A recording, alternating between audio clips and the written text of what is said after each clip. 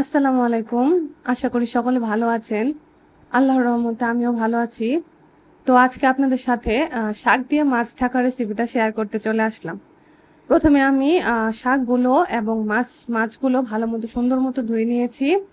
যেহেতু শাকে অনেক ধুলাবালি, ময়লা লেগে থাকতে পারে, তাই এখানে আমি ৩-৪ বার করে শাকগুলো খুব সুন্দর মতো ধুয়ে নিলাম। তারপর সরাসরি মূল রান্নায় চলে যাচ্ছি। এখানে চুলায় একটি হাঁড়ি দিয়ে তেল দিয়ে গরম করে খুব সুন্দর করে এখানে মাছগুলো উল্টে পাল্টে লাল লাল করে ভেজে নেব। তারপর অন্য একটি হাঁড়িতে সামান্য একটু তেল দিলাম। তারপর এখানে জিরা আর রসুন দিয়ে ফোড়ন দিয়ে নিলাম। তারপর এখানে পেঁয়াজ দিব। পেঁয়াজ দিয়ে একটু লাল লাল করে ভেজে নিব পেঁয়াজগুলো। তারপর হালকা একটু পানি দিয়ে দিলাম। এখানে আমি এখন আদা রসুন বাটা ব্যবহার করব। তারপর এটাকে খুব সুন্দর মতো নেড়ে চেড়ে একটু হালকা কষিয়ে নিব।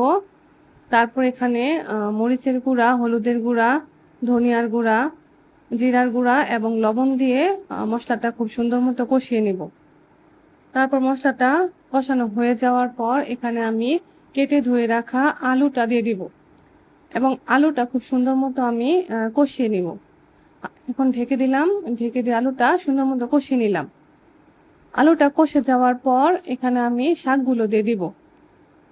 আলুটা 60 থেকে 70% সিদ্ধ হওয়ার পর এখানে শাকটা দিয়ে দিতে হবে। তারপর এখানে শাকগুলো দিয়ে আমি উল্টে পাল্টে মশলার সাথে খুব ভালো মতো মিশিয়ে নিচ্ছিলাম। তারপর এখানে ঢেকে দিব। দেখবেন যে শাক থেকেও খুব পানি উঠবে। অনেক পরিমাণে পানি উঠবে। চেষ্টা করবেন যে এই পানির মধ্যেই যাতে আলু এবং শাকটা সিদ্ধ হয়ে যায়।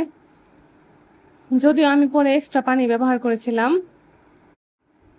তারপর এটাকে ঢাকনা দিয়ে ঢেকে আমি কয়েক মিনিট সুন্দর মতো রান্না করে নিব। তো এটাই হচ্ছে আমার রান্নার ফাইনাল লুক। কেমন হয়েছে আপনারা সবাই কমেন্টে জানাবেন।